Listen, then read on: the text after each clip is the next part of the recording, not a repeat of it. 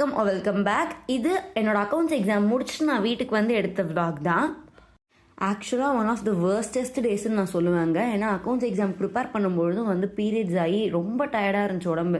தூங்கி படிச்சேன்னு ஒரு vlog முன்னாடி போட்டிருப்பேன் பார்த்தீங்களா. அதே மாதிரி அக்கௌண்ட்ஸ் எக்ஸாம் எழுதும்பொழுதும் அப்படியே தலைலாம் ஒரு லெவல் சுற்ற ஆரம்பிச்சு, ரொம்ப வயிறு வலி. ட்ரெயினில் கூட வர முடியாமல் காரை பிடிச்சி வீட்டுக்கு வந்துட்டேன்.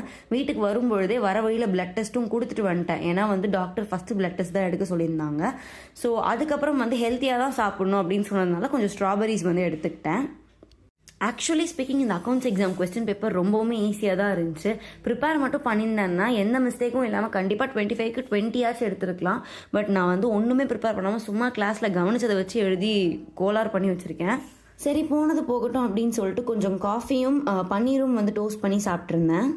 அண்ட் இந்த வெத்தலை சைஸை மட்டும் பாருங்களேன். என் மூஞ்சி சைஸ்க்கு ஒரு வெத்தலையை கொடுத்துட்டு இதை நீ சாப்பிட்டு தான் ஆகணும் அப்படின்னு சொல்லியிருக்காங்க. மேபி சிட்டிலே பிறந்து வளர்ந்ததுனால இந்த மாதிரி ஒரு பெரிய சைஸ் வெத்தலை வந்து வீட்டில் விளையுது அப்படின்னும் பொழுது எனக்கு கொஞ்சம் ஷாக்கிங்காக தான் இருந்துச்சு. எல்லா வாட்டியும் ஏதோ ஒரு எக்ஸாமுக்கு உடம்பு முடியாமல் போயிடுது. கடுப்பாக தான் இருக்குது. அடுத்த vlogல பார்க்கலாம்.